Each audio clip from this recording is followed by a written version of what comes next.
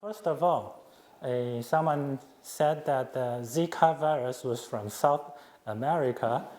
I found it was wrong. It was firstly described and confirmed in Uganda in 1947. So it was firstly identified in Africa.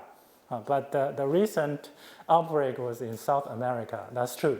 Yeah, but it's originally from Africa, which is also true for HIV. So you owe me a thank you about it. And also I have to apologize. I said there was recent flood in Bangladesh, which was wrong.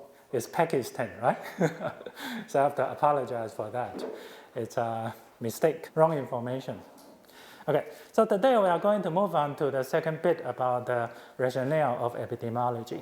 First of all, I'm going to highlight how natural history is an important background information to define and describe diseases for their entities. Entity is the nature of the disease. In the very beginning, for any brand new disease found in human population, we have no idea about it at all. Right? So we do need to know something about their nature or so-called entity. It will be very helpful for us to define it clinically at the individual level or at population level. And it also helps us to describe how it changed over time, how it distributed in geographic areas and age or socioeconomic status, something like that. So it's very important, but the meaning might be different at different levels or different aspects. The second part, I'm going to remind you the differences between how we describe the natural history of diseases at individual level, which is more clearer. So everybody got the experience of getting sick, right? If anyone tells you that I've never gotten sick, so basically it's kind of sickness, right? It's very unlikely that someone is totally free from disease in his or her life. It's really unlikely possible. Okay, but now we are going to talk about how to apply the idea about natural history at the population level. There's a totally different kind of aspect to think about the whole thing for a disease. Okay, not only about the disease at that point, a specific time point. It's also about how it distributed in the population and change over time. That's very important. It will be very helpful for us to find out the strategy to manage the disease among the population.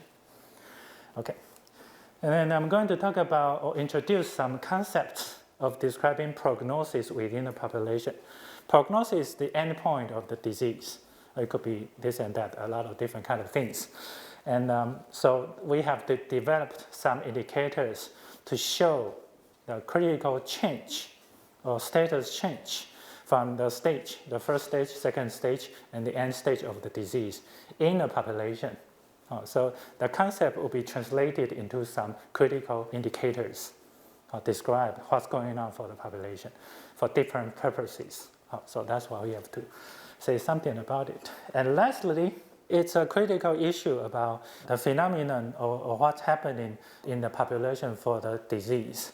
So survival data will be pretty likely to be found in this kind of study about natural history of disease.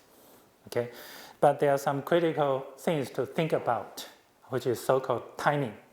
So if we want to understand what's going on of the disease within the population and how to interpret it or explain it, then timing is a critical issue. So how we consider a critical issue about timing to describe what's going on in the population for their natural history in the population. We call it survival data. Okay? But you don't need to worry too much about that. It's not understandable to me, or I don't have sufficient ability or competence to deal with that data at this stage. Don't worry about it. You just need to know that it's difficult and there are some critical issues going on about timing within the population. That's what you need to know at this stage. Just leave it open, and maybe you will find it interesting and could be part of your thesis in the future. So first of all, how we can use the natural history of disease to define a disease. First of all, if you are a clinician, your job is mostly doing diagnosis and treatment for the patients with a specific disease. right? And diagnosis is the basis for treatment. If you have no idea, if you cannot confirm the diagnosis, and not much you can do. There's a joke about general practice in America. When you call the GP at midnight, the GP always tells you, take some aspirin and call me tomorrow. Have you ever heard about it? Take aspirin and call me tomorrow. That's generally the way they deal with the people who call their GP at midnight. Yeah, because for most of the chances, especially when you are a doctor in primary care as a GP, for example, then for most of the chances, the symptom is not very specific. I got a fever, I got a pain, I got this and that. And most of them will go away automatically without any intervention or treatment. Okay? So aspirin will be something like a placebo to those patients for minor pain or not that high fever. But as a clinician, no matter primary care or secondary care, it's very, very important to identify who will get serious in the future. Okay? Especially for the pediatrician, because baby or children, it cannot describe what's going on, right? So what the information we have clinical is pretty limited. Okay, so which makes it very difficult to do the diagnosis. So you cannot do the response for the treatment properly. That's why pediatricians are it's a very challenging job. Anyway, but no matter how, diagnosis is very important as a basis for treatment. We have no doubt about it. But diagnosis is not equal to disease itself at all. There are different kind of idea. Sometimes we have something like a temporal diagnosis at certain stage for the purpose of the management, but we cannot find a way to cure the disease. For example, for mental illness, a lot of chances we can only give it a temporal diagnosis, which is something like an adjustment disorder, okay, or mild depression, or just some symptoms without proper diagnosis. So there are a lot of the ICD-9 codes which is used for that purpose before we can finally give the diagnosis for people with the disease. Bipolar is another example. Bipolar means that the emotion get high and low dramatically, right? But what if someone's bipolar symptoms start with depression, depressive symptoms? How can we discriminate bipolar from depression, right? So it's a very important and critical issue before we can start the treatment. And sometimes we have no choice to try different kind of treatment choices, and then finally find out, oh, it's bipolar, or it's depression, okay? So sometimes it's very difficult, and it's definitely not equal to each other, no matter. Okay, but if the disease you are interested in is something like cancer, then we do have gold standard, which is pathology examination. And although cancer is kind of a chronic disease, but for the purpose of research or for clinical treatment purposes, we generally use the date on the pathology exam report as the onset date for cancer, although it's a chronic disease. But we do need to have a starting point to start our follow-up or define the cohort or something like that. So we have no choice to use that. But it varies a lot because from the biological onset of cancer to the emerging symptoms or signs, the period could be as long as 10 years or even 15 years. So it's pretty hard to define the real starting point for chronic diseases like cancer, although we got the gold standard. Okay, that's another challenges we are going to meet when we are considering different kinds of diseases. Okay, but except those vague situations, we do need to use a clinical diagnosis which is based on the symptom and signs, although a lot of them are not specific. But clinically, we do need to have those information. And nowadays, there are more and more new technologies introduced for the purpose of the clinical diagnosis, like imaging, right? Or like PCR, right? Polymerase chain reaction, which is very sensitive, but the technique requirement is pretty high. It's easily to be contaminated by the other sample. That's another issue.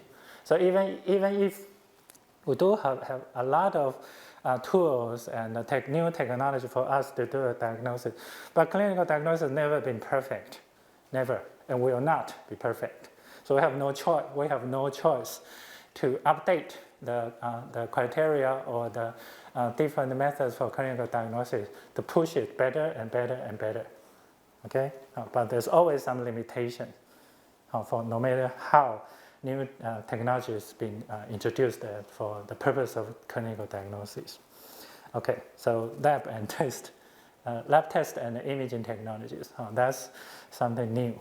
But it also delayed the timing for the diagnosis. When you met a person with a lot of symptom signs, you might need to refer him or her to do radiologist, ultrasound, lab work, and test for the blood, urine, blood, this and that.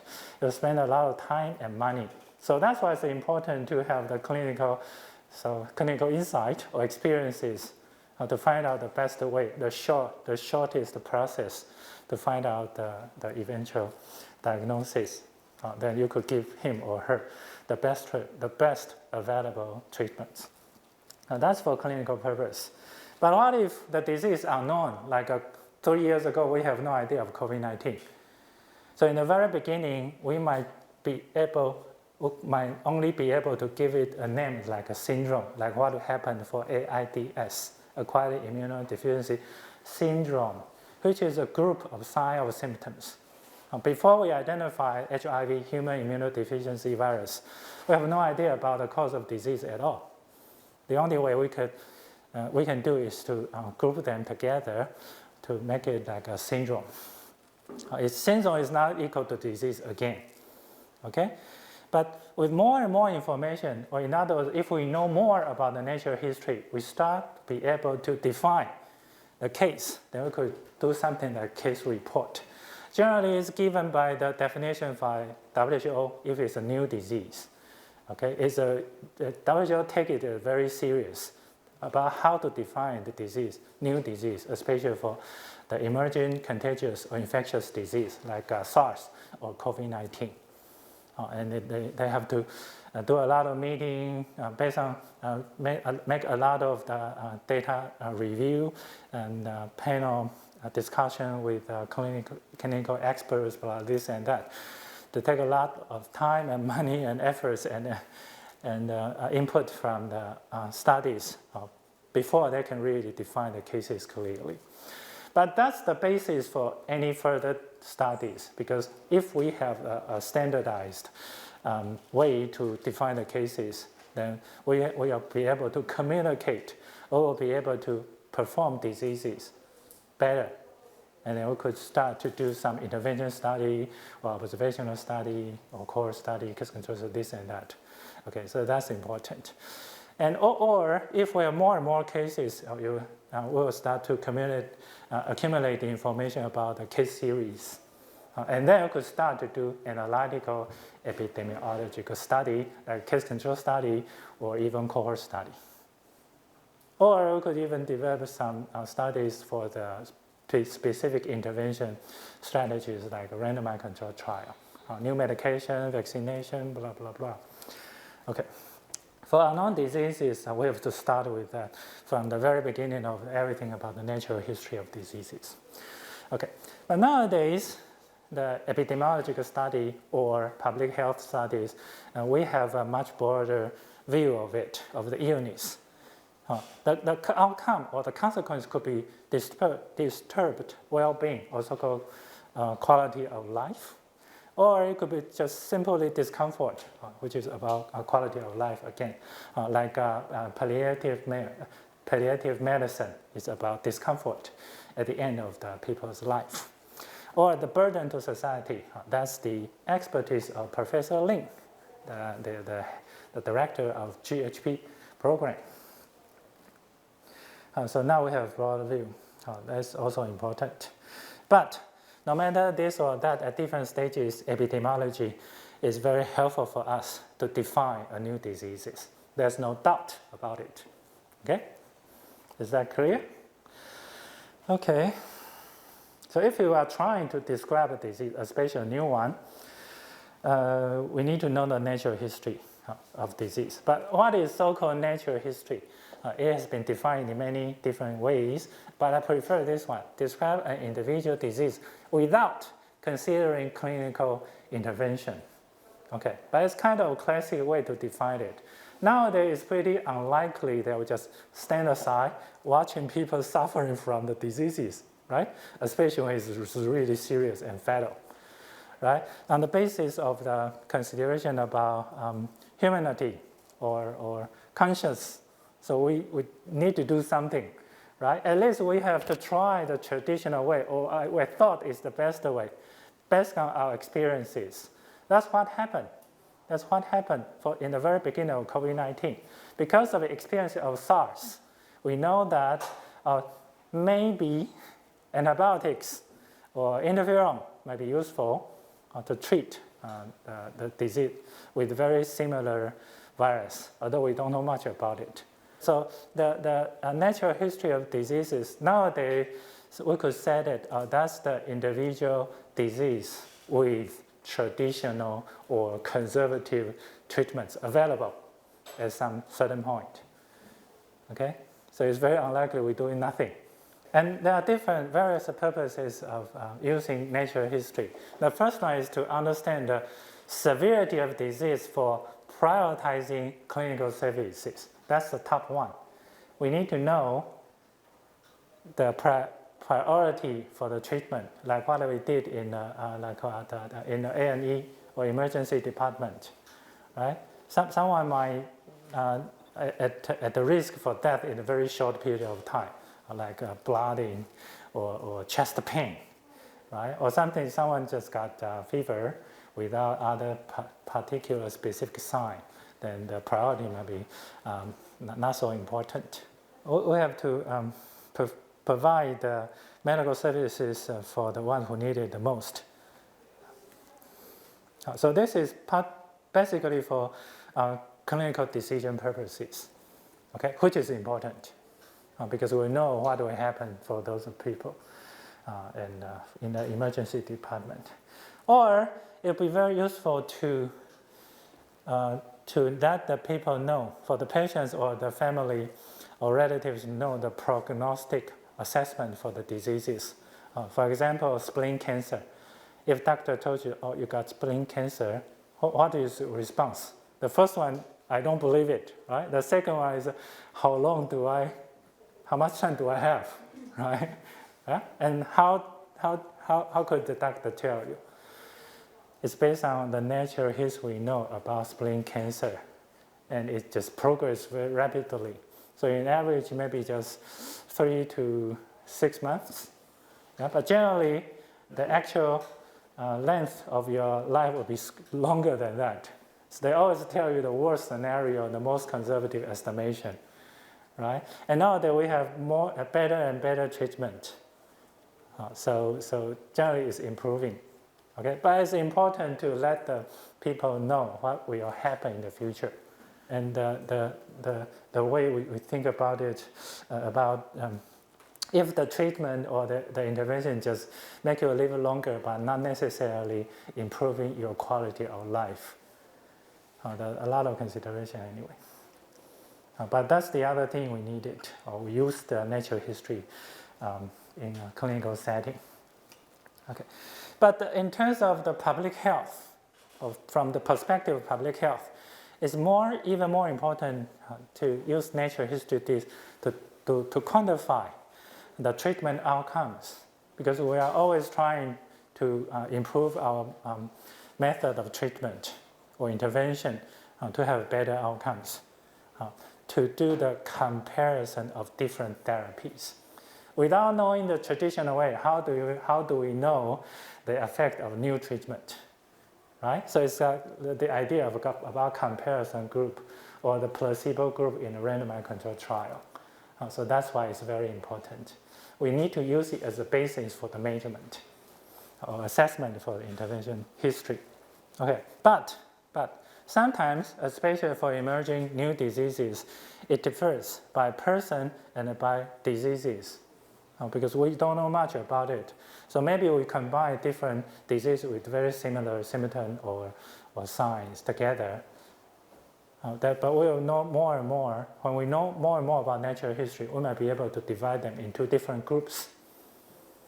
Then we could have a better idea about how to do the management or public health intervention or public health policy or medical services, something like that in the future.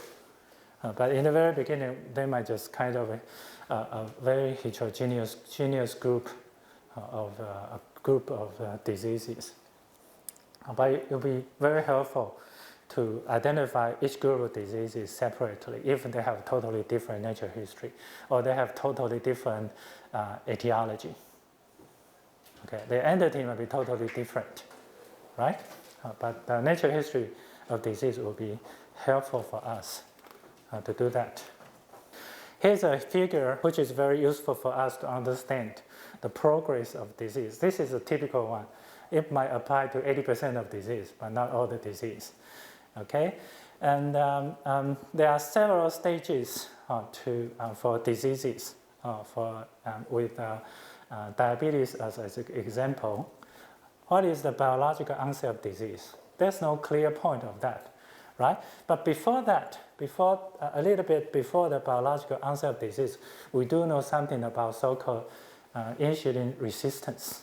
Insulin is the endocrine, which is about how to manage the blood glucose level, right? But what if your glucose level will be generally fine, but your glucose level is higher than normal?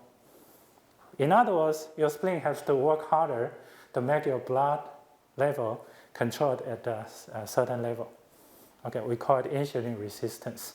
That's generally the starting point of the biological onset of the type 2 diabetes, or not type 1. For type 1 diseases, there are no insulin secretion from the spleen. But type 2, we generally start with the insulin resistance. Okay, but why? Why do some people get insulin resistance? We don't know much about it yet. But it be partially from the environmental physical issues, like physical activity, obesity, body composition, blah, blah, blah, and also something about the genetic background. Okay, but at that stage, there's no any sign or any symptom at all. Even if we go to check their fasting glucose level or after meal, the glucose level after a major meal, you don't find something abnormal for those kind of people. But their type 2 diabetes is under development already. Okay. The second thing is a pathological evidence of a disease if sought, which means that if we, at the early stage of type 2 diabetes, we don't feel anything at all yet. But if we do some advanced test like a glucose tolerance test, which is the gold standard for diagnosis of diabetes, we might find that some people got this kind of problem. But at this stage, he or she don't feel anything. There's no clinical sign at all or symptom at all. And generally speaking, the people start to seek for medical help. It happened here or here. But the gap between the P point to S point could be very long, especially for chronic diseases, right? But the performance of the intervention might be the best if we could start it from here or even here. So, but for chronic disease, it could be from days to weeks to months or even decades. And also, it depends on a lot of religious or health belief or socio-economical status or education level, a lot of socio-economic issues going on here before they start to seek for medical care. Yeah. But in Taiwan, it could be sufficiently decreased because of the almost free national health insurances. And the clinics are everywhere. Yeah, it's very easy to find us as a specialist anywhere in Taiwan. You don't even need to pay more than $3 to see those specialists. Generally speaking, they should be the people who work in the medical center, not in the clinics. Yeah, but because of national health insurances, it's go to anywhere to find a specialist to treat or diagnose your disease. Yeah, I know it's a kind of misuse, but I don't know, that's the natural thing about national health insurances in Taiwan. Anyway, but at the end, someone got some symptoms and they seek for medical help, and then he or she would finally been diagnosed with type 2 diabetes, then the treatment could start. So we have a lot of time has been wasted to spend less money and less effort, but to have a better performance or better prognosis. So a lot of time has been wasted. Okay, so for the purpose of preventive medicine, we are trying to make people to be clinically noticed and treatment, diagnosis and treated as early as possible, right? To avoid those problems for disability or death, etc., the adverse consequence of the disease. Especially for chronic diseases, we have a lot of time to do that. Right? If it's acute, then from this to that, maybe only seconds, several seconds. Like using mobile phone when you are driving, right? So it only has seconds. Yeah. Or you are riding a motorcycle without a helmet, right? Seconds or minutes. That would be hard to prevent. But for chronic disease, we have a lot of work to do, right? Okay. So this is about a single disease and the development of it. And here's the structure about what will happen. At the beginning of the onset of the disease, they have to wait for some period of time to wait the outcome happened. We call it survival time. And people could die from some other causes, right? Then we don't know what will happen. But if they could survive long enough to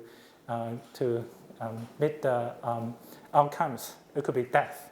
People eventually die from the disease, or people could recover from it, maybe without treatment. Or disability, he or she might need a lot of support from the family or the medical service system to maintain their life. Then the cost will be very high, of course. Or it just interfere the quality of life.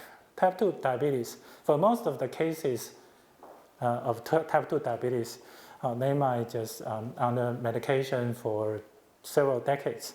Even if they have end-stage chronic kidney disease, they could do the dialysis for decades. That's another miracle of national health insurance in Taiwan. And we got the highest prevalence of the chronic end-stage kidney disease in Taiwan. So billions of dollars has been spent on it. Anyway, but even if someone recovered from the disease, they could get it again. Cancer will be another good example, and COVID-19 is another example, right? So for most of diseases, it could be put or could be considered in this kind of the view of the structure or framework of the development of the disease for different outcomes. So we developed several indicators which is important to help us to understand what's going on for the people from the status change from this to that, that to that, that to that, that to that. Okay? So that's why I have to introduce the concepts of intervention, the concepts of the indicators to describe the natural history of diseases. So how to describe the natural history of disease? The first one, when we're talking about disease, we have known a lot about it. And generally, those are the major causes of the death. The first question I would ask is how serious it is, using the indicator of case fatality rate, which is defined as the number of people who died of a disease divided by the number of people who have the disease. In other words, the denominator are the people having the disease. Okay? So the denominator, yeah. The numerator are the people die because of the disease. Okay? So both of them are the people with the disease, that specific disease. But the numerator are the ones who die from the disease directly because of the disease. That's called case fatality rate. That's the first indicator about the severity of the disease. But comparing to mortality rate, I don't need to define mortality rate, right? Mortality rate means the denominator are all the people in the society or in the population, like a population in Taiwan, no matter age or gender or diseases. So all the ones who are living in a certain geographic area at a specific time point. They only need to be alive, breathing. Okay? But the numerator should be the one people who die for any reason.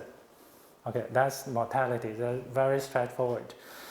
But if we use the death from specific cause, that is called cause-specific mortality. But the numerator, sorry, the denominator will be exactly the same.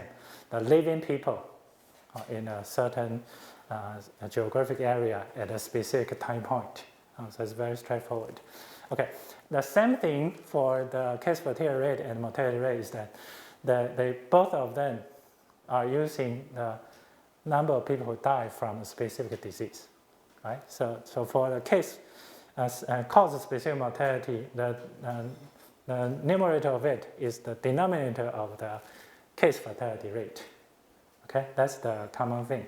And the different thing will be its denominator and its numerator is denominator. Is that clear?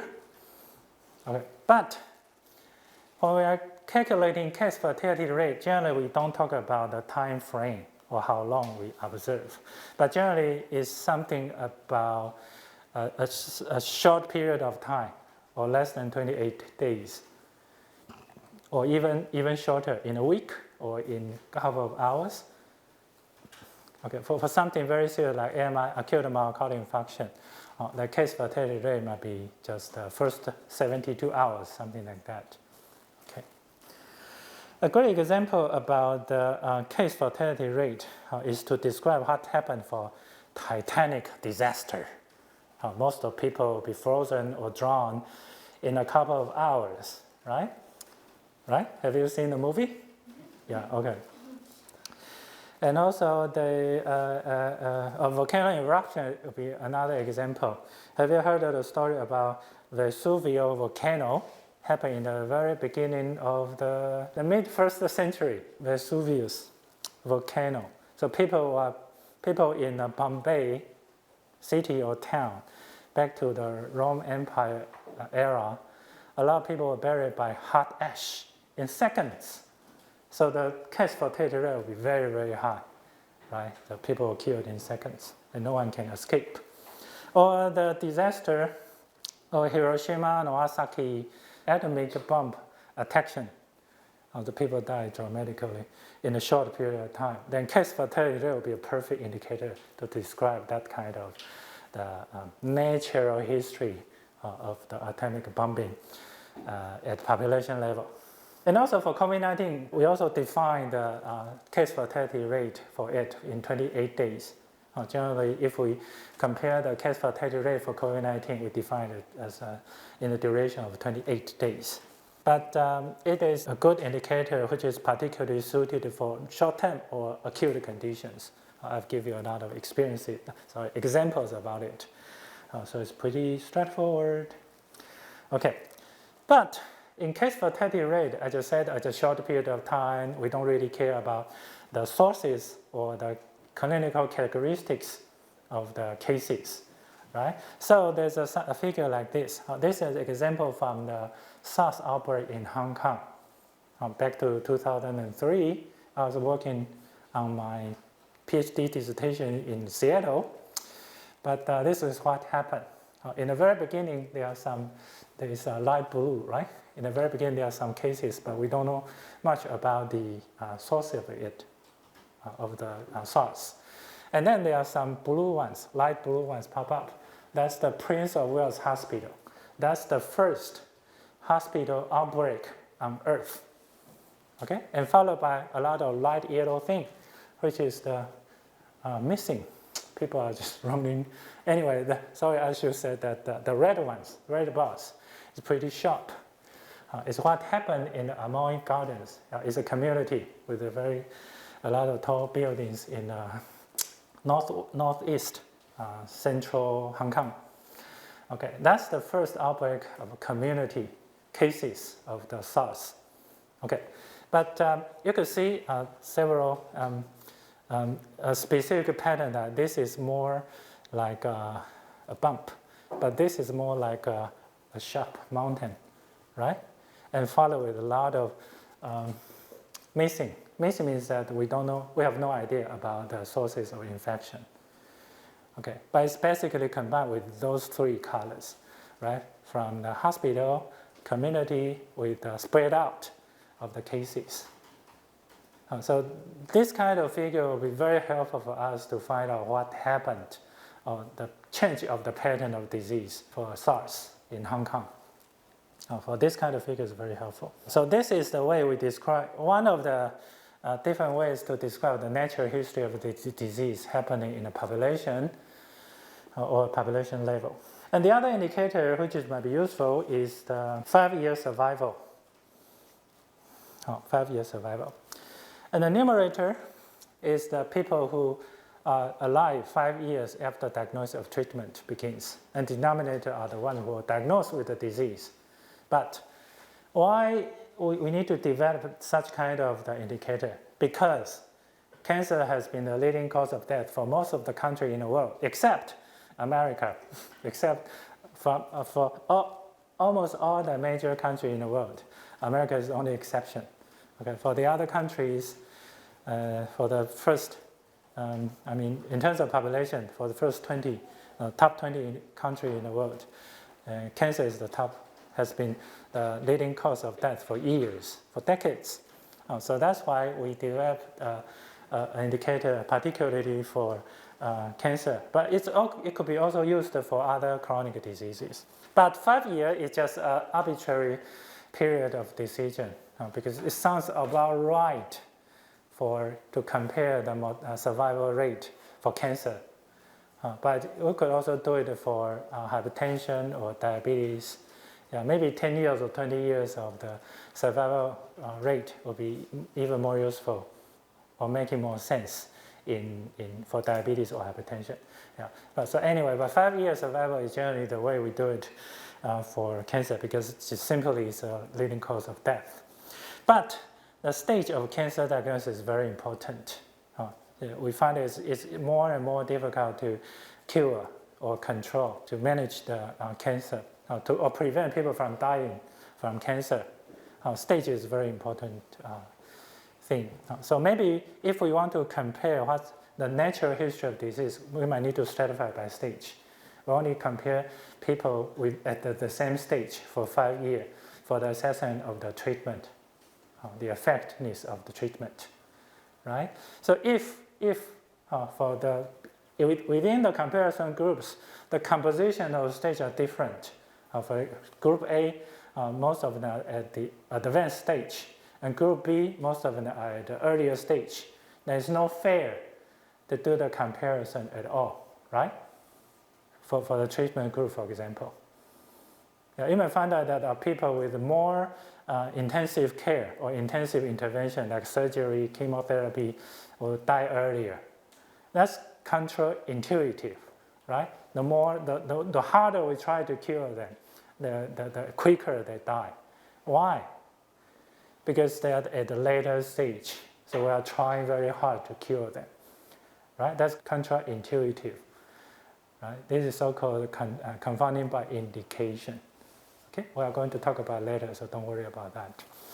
But no matter how, for the comparison of 5-year survival rate or 5-year survival, stage will be very important in the consideration of the prognosis of cancer.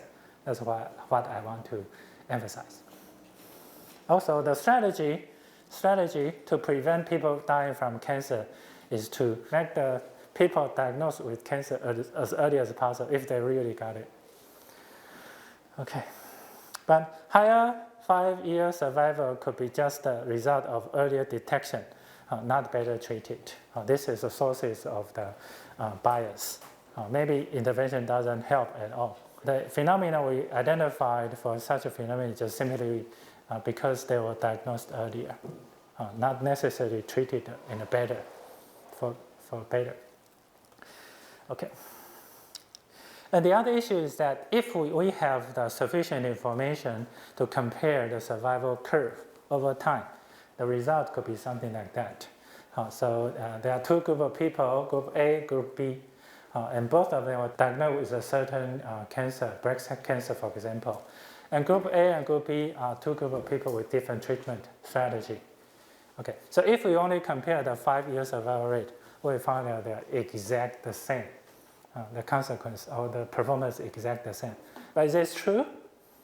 If we observe, if we have sufficient information to compare from time to time, we find that in the very beginning, the survival rate for the red one or the group A much better than the group B, right? And also the same, but the gap close up at the 5-year of follow-up, right? So how can we make a summarized comparison over time?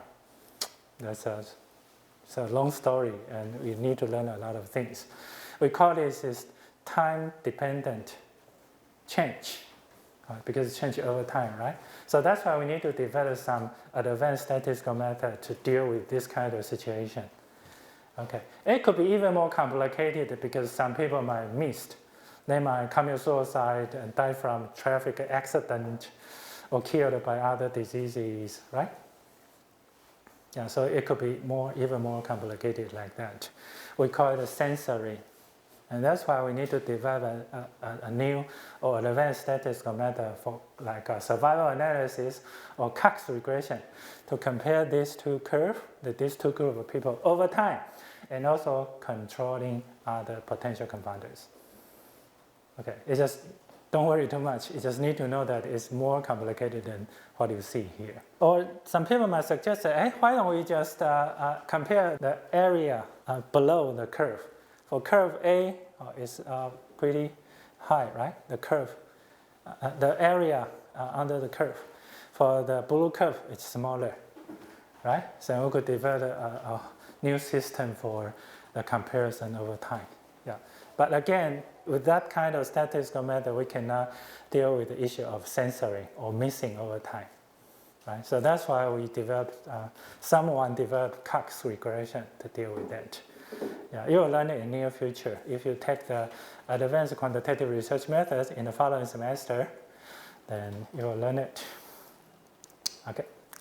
So in the process of elucidation of survival data, people might suggest, since there's some issue of the missing, or if we want to focus on the chronic disease and the follow-up period could be years or even decades, then why can't we just compare the median survival time with non-parametric methods, right? Then we don't need to wait till the end of everybody. Everybody died. It takes the advantage of the comparison of median or rather than means because it could be really skewed.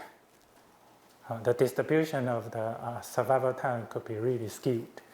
So with the traditional method like t-test might not be working for that purpose. And also for the comparison of median survival time, we could eliminate the issue or influence of extreme values. And we don't need to follow up till the death of all of the participants. But again, we need to use another statistical methods. So the median survival time cannot solve all the problems here. So that's why we need to use it. What about the consideration of the relative survival rate at different time points? We could simply do the calculation that observe the survival in people with the disease divided by the expected survival if disease were absent, or the people without the disease. It's a very simple indicator about it. But it might change over time, right? So it's a rough idea. That's true. That's the starting point of the so-called hazard ratio. But what if the curve across at a certain time point? So eventually we might find nothing, right? So that's even more complicated. Anyway, but that's why we need to expand the idea or develop a new statistical method called Cox regression there. Okay, personal insight. Disease is not always easy to define, no matter several hundred years ago or even now. Although we have a lot of more tools and more knowledge about the disease or medical science, but it's still very hard at this time point. And it might be hard to observe cases without any medical intervention nowadays. So the natural history here will be more about the people who are treated by the conservative way or old methods. And earlier diagnosis does not necessarily mean better prognosis. It depends on when we start to define them and follow them. So it's important to know the starting point of the diagnosis. That's why we define cohort for cohort studies. We are going to talk about it later. Okay, but in the previous slides, I always emphasize the point that anything about timing in epidemiology is often hard to deal with. So that's why we need to develop a whole set of the methodology about how to deal with it, how to simplify the scenario with a very simple indicator to deal with it, like a life expectancy at birth, or standard mortality ratio, or standard incidence ratio, blah, blah, blah, those kind of methodology. I'm going to tell you how to do it in the lectures about cohort study. Okay. Read my lips. Natural history of disease constructs the basis for all medical studies, because all the medical study or all the sciences is based on the very specific scientific activity, which is comparison or fair comparison, which is even more important in epidemiology, because we cannot manipulate all the exposure or all the factors for human being. The only thing, most of the chances we can do is to observe what's going on, right? So there's a lot of skills, methods developed for the purpose of the fair comparison. Okay, and the capability of confirming disease differ by the method of diagnosis and screening. So that's why we are going to spend 2 hours about screening. Even if we have a gold standard of it, then why do we need to use the screening method to identify diseases at the earlier stage for the population? Okay. At the population level, quantitative measurement of diagnosis or prognosis establishes the starting point of further analysis in epidemiology. Okay, so I would emphasize that natural history is really important because we need to learn how to do the quantitative measurement for the exposure and also for the outcome. There's another example about the natural history of nature. I live in northern Taipei. That's one of the wonderful, very beautiful street. That's what happened several weeks ago. This is called the golden rain tree. It's only available in Taiwan. And last week, from yellow and become more and more like reddish. Yeah, that's the natural history of the nature. Yeah, it's very beautiful. Now it's all like burning fire. Also, it's called flame, red flame or flame something tree anyway. Okay. Ways to think. You could think about it. When we are studying a brand new disease not known to human beings, before we start to perform any advanced analytical epidemiology studies for the potential risk factor, it's critical to know the natural history of disease. Why it does matter? With the COVID-19 example, there are many things to consider, right? So what do we consider what is the entity of disease? And nowadays we know a lot of things about COVID-19, right? Is it contagious? Is it RNA virus or DNA virus? And how many days people are discharging the virus after the diagnosis, or after the first sign seen in a person? We know more and more about it. That's why we develop a lot of things like quarantine strategy or the treatment methods. Or we could consider in at the level or from the perspectives of diagnosis and treatment of the disease. The fatality rate is decreasing dramatically after half years of the pandemic of COVID-19. Why is that? Because we know more about natural history, so we try to develop a lot of things for the treatment, also the prevention and the vaccination, blah, blah, blah. So now we are improving it dramatically in a very short period of time to enhance the treatment effectiveness. And it's most basically from the development of randomized controlled trial. Okay, the last thing is that please think about it in the perspective of public health, like what I introduced for the indicators today. In the following hours, I'm going to talk about the dynamics of disease transmission, which is the last bit about the rationale of epidemiology, or why it does matter for epidemiology. Okay. And dynamics of disease transmission sounds like something for infectious disease only.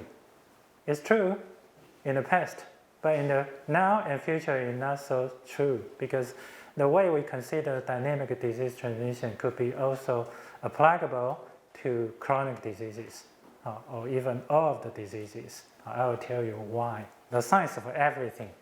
With the data in hand, especially raw data, we don't know much. It's scattering here and there without a specific pattern, or we cannot make any conclusion with it. But if the data is informative or provides specific information, you can start to group them into different colors. So we can start to learn something or start to know something about what's going on in the data. And the third level is knowledge. We start to make the linkage between the relationship, between this factor and that factor, this person to that person, the factors of the environment, genetic, blah, blah, blah.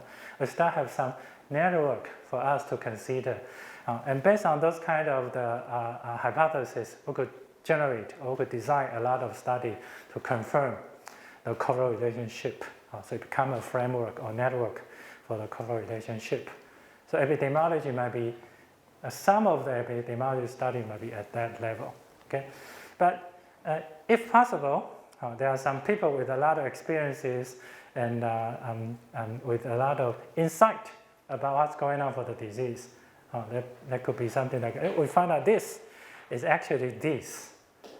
It's not something like in a 2D, it could be in a 3D. So this is actually linked to that. Okay? But for the ones with wisdom, they could find out this is exactly this and that, blah, blah, blah, to solve the problem. That's it. All the others are not important. Okay? But at the level of conspiracy theorists, so everything is ruled by the happy unicorn.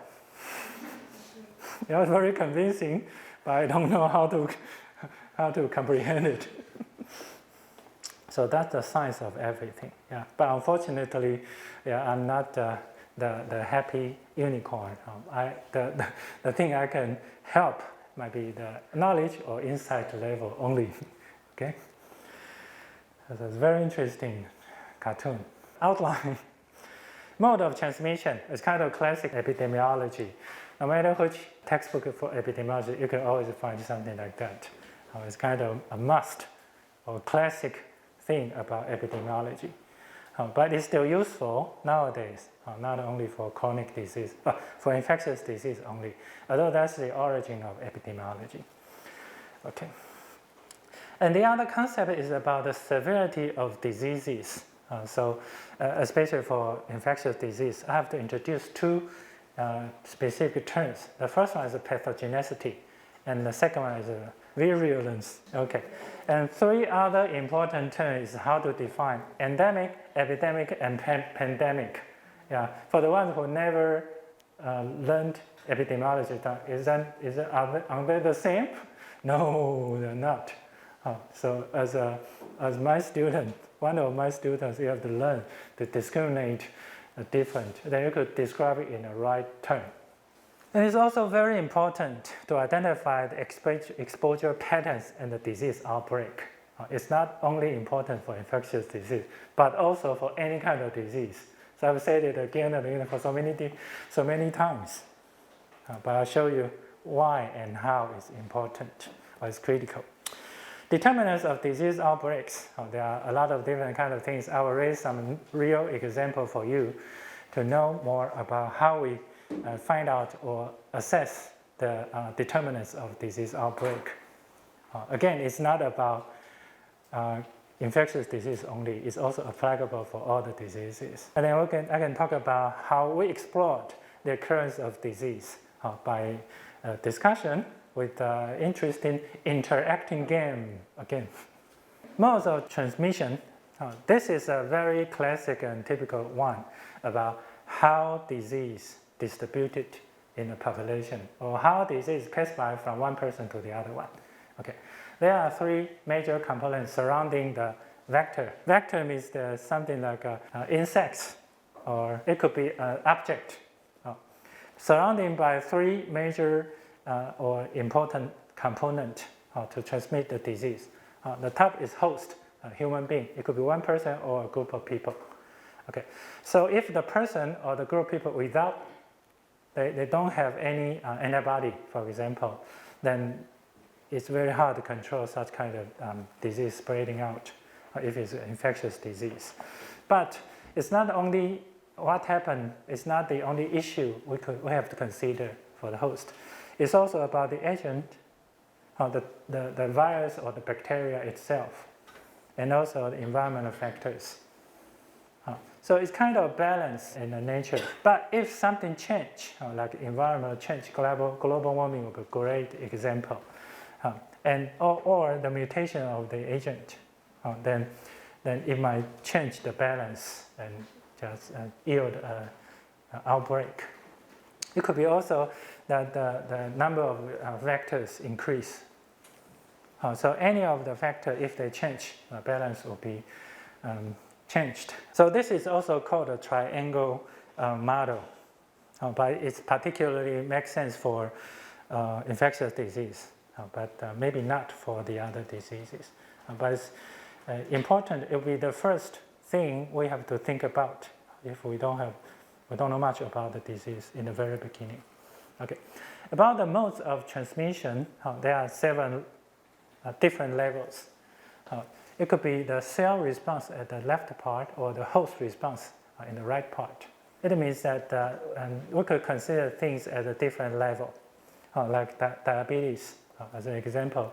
It could be something happening at the molecular level or tissue level. Blood is tissue, right? So glucose is part of or something existing in the tissue, blood tissue.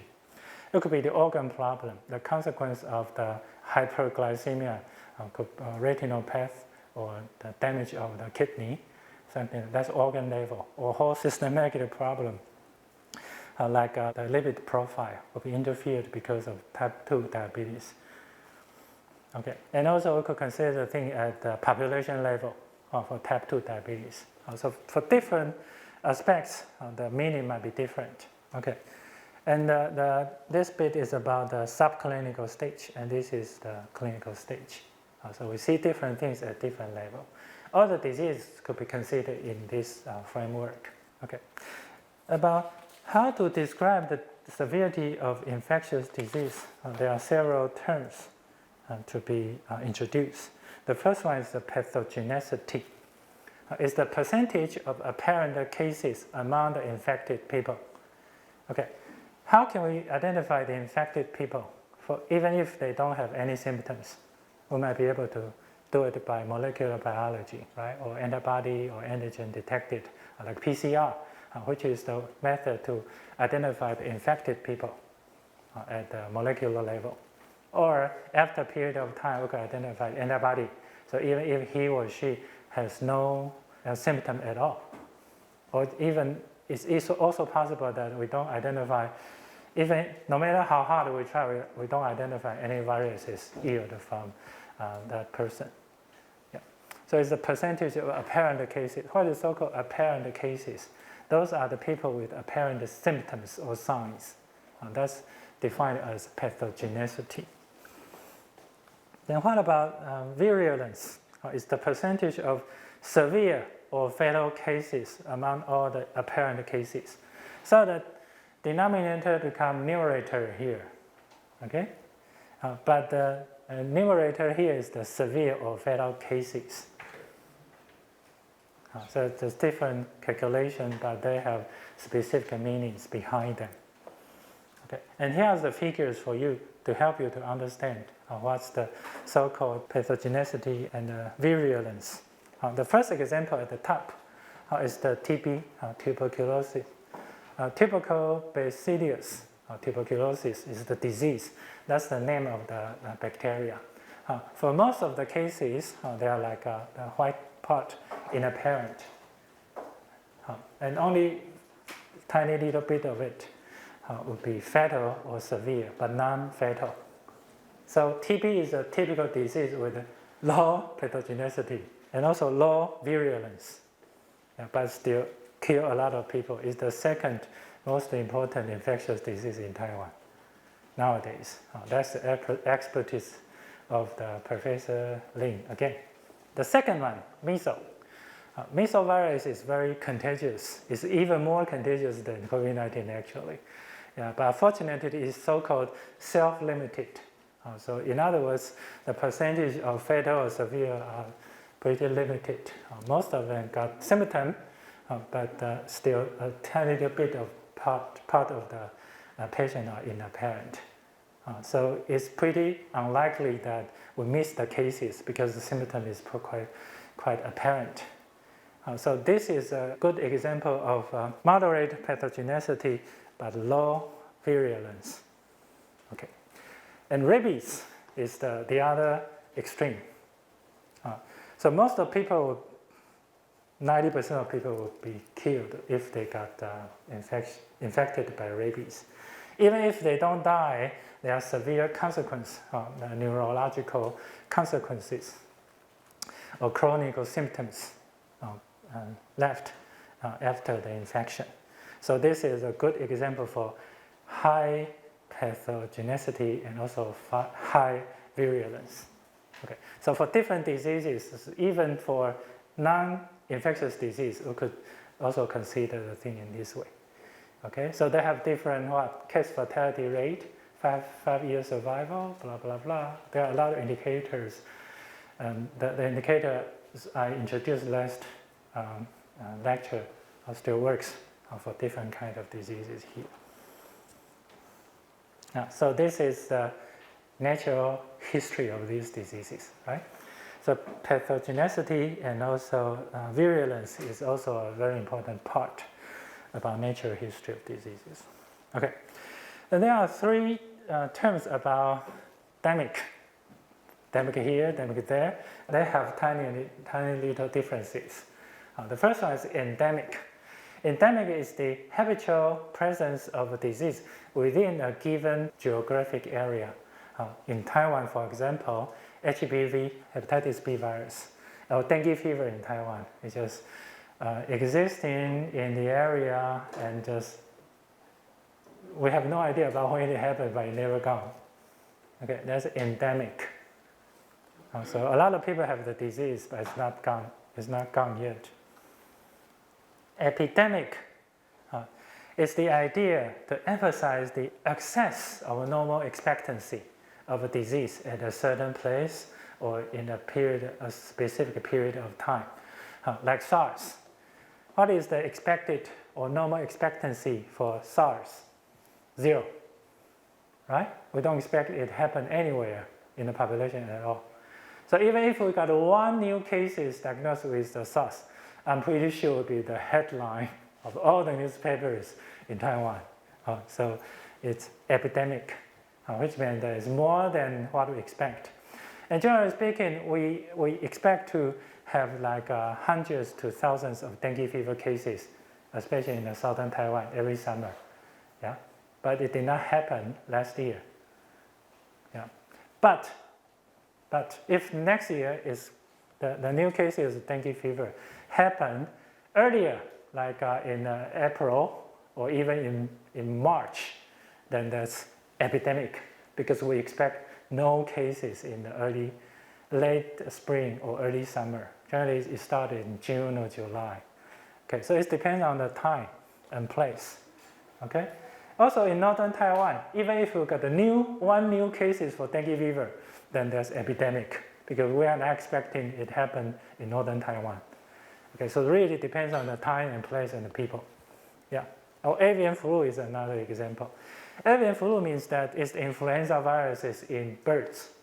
So we don't expect anyone in human being to infect the avian flu. So even if we got one cases, we confirm that there's avian flu in human being, then it's epidemic. Even if we got only one case, even the cases are few, the number of cases small. There's epidemic. So it's a little bit different. Endemic, epidemic.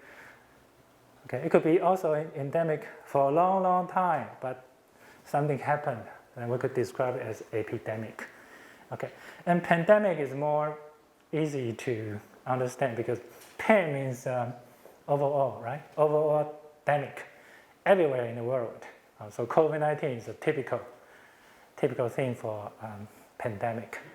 And also dengue fever is also pandemic, almost everywhere, especially the country close to the equator. Okay, or HIV is pandemic, or HIV. But like what I said, all the idea here is not about infectious disease only. Even depression, we could describe it as pandemic. And it's one of the major public health issue in 21st century. There are a lot of reasons, too many reasons, but we could also describe it as a pandemic. Okay, so they are different, and it is useful, and it's critical to know the difference for these three terms. Okay, exposure pattern and disease outbreak. What is so-called pattern? It's the specific way of something coming up, right? The clustering of places or clustering in time is a pattern. So when we are trying to measure the exposure for a disease, then we have to think about, is it a single exposure or it happened like a multiple exposure? So we are walking around, walking in the street, we are exposed to many different agents in the street. It could be influenza virus, it could be COVID-19 from different people. So it's multiple exposure, right? Okay, then if we expose the minimal dose for many times, is it the same if we have the same amount of the virus in one go, right? It might be different, right? And we also observe the phenomenon that if we expose to the dosage or the number of virus or bacteria in one go, the more severe the symptom is, and the incubation period will be shorter. Okay, we observe such kind of things in infectious disease. And also in chronic disease, we also find something similar. That's smoking. So even if a group of people have the same exposure of smoking, but some people will start with smoking, a cigarette, as the most important in the early morning. Okay, and some people may only do it after dinner, for example. So even if they have exactly the same exposure level for smoking, but the pattern will be different. Okay, or some people start to smoke earlier in his or her life, or someone start to smoke later. So even if they have exactly the same cumulative exposure to cigarettes, the consequence could be very different because it takes some time to work to make people sick, right? And the susceptibility might change over time at different stage for a human being, for every single one. But we already know that it's very bad for adolescents who smoke. They got lower IQ, they got lower competence, they got a lot of things. In other words, they are stupid. And people might argue that that's because they are stupid, so they start to smoke, right? How do you know that smoking makes people stupid, right? Okay, but no matter how. And the other thing is that a lot of exposure happen periodic versus continuous exposure. Continuous exposure, we know that. What about the periodic exposure? Season will be a good example. Okay, and the other great example is that it's a mysterious death for kids in India that happened in the 1990s, I think. So every early June, there are some healthy children in India pass away suddenly, overnight. So in the previous day, he or she is still happy, active kids, but they just die when they are sleeping.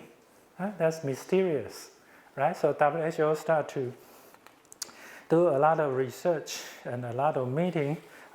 They've done all the bureaucratic things to figure out what happened, and then eventually find out that's because of they are poor children, so they don't have sufficient food supply. So whenever lychee, which is fruit, very tasty, I like it. But the period of lychee is very short, in like a couple of weeks, 2 or 3 weeks only. So please grab the chance for lychee in early June. It will disappear in the market very soon. Okay. Anyway, for poor people or poor kids in India, there's no lolly or candy or chocolate bar at all. Okay. So whenever the lychee is on the market or on the tree, they eat a lot. And there's a toxin called hypoglycine in lychee. It will cause serious hypoglycemia if you eat a lot, especially for children. The tolerance level is lower than adults. Yeah, so they eat a lot. So the hypoglycemia killed them. It's a very dramatic but very typical example for periodic exposure. That's the reason why they passed away. Yeah, especially when it's done with empty stomach. They are hungry, nothing to eat, they eat a lot of lychees and they kill them when they are sleeping at home because of severe hypoglycemia. You could Google it. You could find a story about mysterious death in India back to the 90s or 80s. Okay, so a lot of examples like that anyway. So it's important to identify the patterns or the pattern change over time when we are trying to describe an outbreak in a population. The first example is the norovirus transmission dynamics, a modeling review. Norovirus, have you ever got it? It's really, the symptom is really, really serious. But a lot of my friends got it, but I never got it. I don't know why. Here's an article about reviewing the modeling methods to identify the transmission pattern for norovirus. Norovirus is one of the leading causes of viral gastroenteritis worldwide. So generally speaking, that's the first thing we talk about in epidemiology, right? Why this is important and the entity of the disease, right? And responsible for substantial morbidity, mortality, and healthcare costs because the symptom is so strong. The vomit is like I don't know, like eruption. It's very contagious too, from person to person. Anyway, so generally speaking, we describe the importance and consequence of the disease, right? That's about entity, right? To further understand the epidemiology and control of norovirus, there has been much recent interest describing the transmission dynamics of norovirus through mathematical models. Okay, so we try to find out the characteristic of the virus in a specific setting, like in the winter, in America, in Africa, in Philippines, in different countries, different settings. And we use the mathematical models, tried to mimic what happened in the population. That's the expertise of Andre, right? He talked a lot about this, right? In this study, we reviewed the current modeling approaches for norovirus transmission. For example, this and that, blah, blah, blah. The key point is here. The abstract is really informative, right? Even if it's done in 200 or 300 words, but it just makes sense. Even if I'm not the expertise, I know this is important. Okay, the conclusion is that in particular, we found that there is considerable variability in estimates of key parameters such as the basket reproductive number. That's Andrea mentioned it a lot, right? Which may mean that the effort required to control norovirus at the population level may currently be underestimated. In other words, even if we've been trying very hard to build up the modeling methods and try to mimic the real situation in the environment, but still underestimated because of they use the wrong key parameters, like the R0 reproductives, R0. Yeah. So maybe we have to try different R1, R2, R3 in different settings to make the model work even better for different settings or different situations. So they emphasize the key point about what? Pattern of exposure and the specific parameters.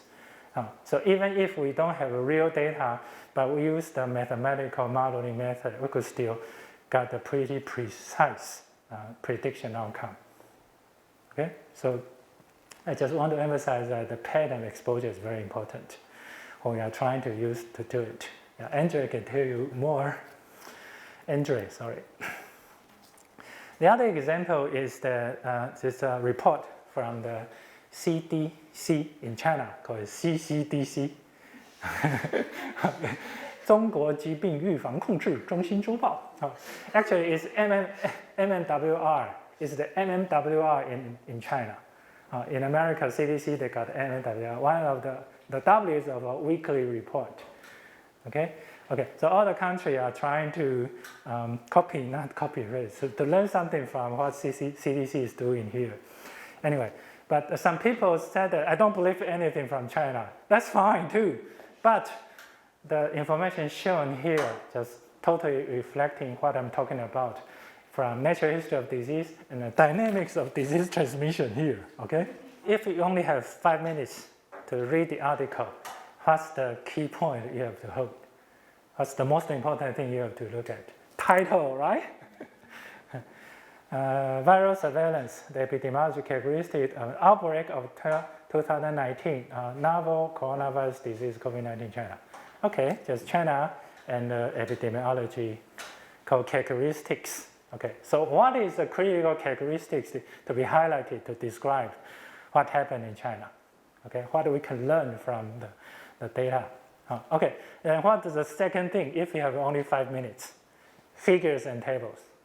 Okay, so let's see what did they show in the figures and tables. The first one, ABC. What is ABC? Female and male. About one. But it's increasing. In China, in Hubei, in Wuhan, so it's central, surrounding, and the whole country, right? Different geographic area. But it doesn't, what is the apparent differences? It's here. In Wuhan, there are more older people, right? And become more and more normally distributed, right? That's what we can see. So now we know how they spread out and who become more susceptible, or who are the major group of people got the disease. So this is 60 to 69, and but the top one is younger, 50 to 50, 50 to 59. Okay, so you show the characteristic of age distribution for the cases. Okay, and gender, right? It's about 1 to 1, and now then in China become 106 to 1. There are more males when they are spreading out. Okay, and you have 1 minute left. See what happened? Even if they don't recognize or they don't confess that it's something created in the lab in Wuhan, but we definitely know that Wuhan is the source or the origin of spreading out, right? Okay, and the last thing, you have 30 seconds. Isn't it what we see in the SARS example in Hong Kong, remember? That one, right? Confirmed case suspected, the clinical diagnosis asymptomatic. So because of the increase of symptomatic cases and make the suspected and clinical diagnosis one increasing. But also it depends on the ability to confirm the cases, right? And the second bit, so you have only 10 seconds. Here, then the blue bars is about the date of onset, the time that the first sign or symptom comes out, and the red ones are the date of diagnosis. Okay, because it takes some time to do the CPR, right? So the best scenario is to mix to combine these two to make them the curve become closer to closer in improvement of the sampling system or the PCR tests, right? Then we'll have more ability to control the spread of the disease. So in 5 minutes, you have some idea about what's going on here. So that's why, and these are the tools we use to describe the natural history in a population for COVID-19. Okay, and there are several critical determinants for a disease outbreak, especially for infectious disease. The first one is herd immunity. It's defined as the protection from other people's antibody among population. It's very straightforward, intuitive, right? If no one can be infected, even if I don't have antibody, I'm protected by others' antibody. That's understandable. It's the balance of susceptibility and immunity. Okay, that's understandable again. And then we could, based on this kind of information about what's the level of antibody in the population to stop the breakout, then we could generate a sufficient immunization program. But theoretically, there are assumptions. It's only applicable for the disease which is person to person. And the mixing is random, but actually it's not, right? People have party, have good friends, right? And there's solid immunity, which means that the antibody will last long enough to protect the disease. But none of them are true. None of them was true for COVID-19. So that's why herd immunity doesn't work, unfortunately, for COVID-19. But for some other disease, like measles or rabies, it works. Okay. And the other thing is that it's important to identify the incubation period. That's Andre's expertise. It's defined as the interval from receipt of infection, the time point you touch the virus or bacteria, to the onset of clinical illness. Okay, it's very important to know the incubation period because that's how we generate the policy for quarantine. How do we know 7 days? Because we know a lot about, now that we know a lot about the incubation period. And the good news is it becomes shorter and shorter. Okay, so the quarantine period could be, the policy changed to make it shorter and shorter. But one of the important things is the combination of the onset and incubation period. Do you know why SARS is also a coronavirus infection and why it could be controlled in a couple of months? But for COVID-19, it's also coronavirus, why it takes 3 years. It's endless. The pandemic is endless. And the other thing is that it's about the entity of disease. For SARS, people got fever first, and then they spread out the virus. They don't discharge the virus when they got fever.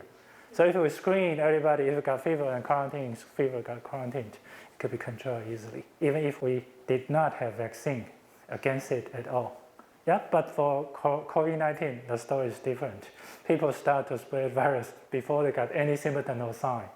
Yeah, that's a critical reason. So that's why I say it's important to know the entity of disease, the natural history of disease, because we need it to manage or control the disease. That's why epidemiology works. That's why epidemiology matters for the control for all the diseases.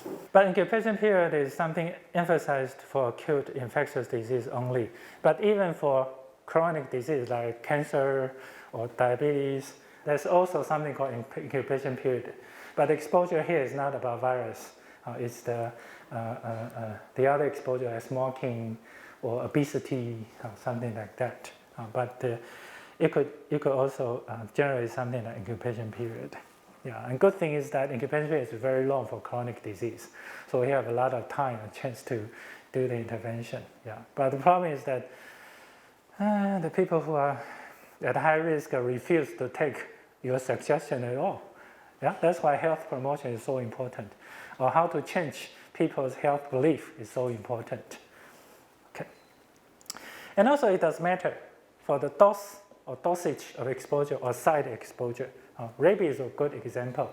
If the bat or dog or fox bite you in the remote part of your limb body, then the severity and the fatality rate will be lower. But if the bite is more serious or close to your chunk of your body, then the incubation period will be shorter, serious, and higher fatality rate. So it does matter. Okay, and it's very important to help us to generate the policy for quarantine. You know, the origin of quarantine, it means 40 days. That's how people stop the spread out of the smallpox, I think, or maybe cholera, yeah, in Italy in the 15th century or something. But that's the old way because we don't know much about it. So 40 days might be longer than what necessary. Longer than necessity. The estimation of occupation period is, there's a long story about it. It's very complicated. You could learn it from Andre if you want. Okay, the other thing is about attack rate, which is very useful for acute infectious disease, which is defined as the number of people at risk at whom a certain illness developed, divided by the total number of people at risk. In other words, in the denominator, the people has to be susceptible. So we have to exclude the people who had antibody for the specific infectious disease. So this might be something in theory only because we have no idea about who got the antibody or not, right, at a certain point of time. But it's an important indicator to identify the secondary attack rate, which is defined as this. Because in a group of people, people might be naive to a new infectious disease. Then everybody will be susceptible to it. No one got the antibody. And the first case in the population is called primary case. And he passed to the secondary case and the tertiary, blah, blah, blah. So it's important to identify the secondary attack rate. So if a new infectious disease introduced in an innocent population, then what will happen is the attack rate in the susceptible people who had been exposed to primary cases. So after the first case, we could also call him or her the index case. Then what happened for the rest of the people? Okay, it's about the impact of the infectious disease. And generally it's pretty strong because no one got antibody in this population. So secondary attack rate is a very important indicator for a new disease, or avian flu, for example. So it's the indicator for the impact of the first hit for a new disease introduced into the population. Okay, so when we are trying to explore the occurrence of disease, the first question is about the characteristic about who, when, and where, 3 Ws. Who are the people who got the age, the gender distribution, or ethnic group, socioeconomic status, occupation, blah, blah. This is so-called demographics, right? And it could be even parity, maternal age, or family size, etc., etc. When is used to estimate the point epidemic and the secular trend, change over time, right? Or periodic change and time clustering. This will be very helpful for us to identify what's happening. It's the dynamic information about the disease in the population. So when is also important. The third thing is where. And nowadays we have a lot of tools for the geographic information analysis. Actually, GIS is something ancient but also modern because of the story of John Snow, right? He was the first one to use the GIS system, although he has no computer, right, to identify the clustering pattern of the cases in London. I just use a simple map and put the bricks to show the number of cases in this area. Okay, so it's an ancient skill, but also very useful nowadays. Okay, or I could just simply use the 2x2 table to find out who has been exposed or not exposed and some cases, blah, blah, blah. Then we could do a very simple calculation to generate a single indicator, which is so-called relative risk. I'm going to go into it in details next week. But we just need to know the number A, B, C, D. Yeah. But there's a limitation. So the more number, the better. We have to make sure there's no zero in these 4. If there's a 0, then it doesn't work. We cannot calculate the odds ratio, or we cannot calculate the relative risk, because it will be either 0 or what's the sign? Eternity or something, right? It's a simple tool, useful, but there's a limitation. The number should be the bigger the better for A, B, C, and D. And none of them could be 0. That's the limitation. Okay, personal insight. Disease is dynamic. It's not only for infectious diseases.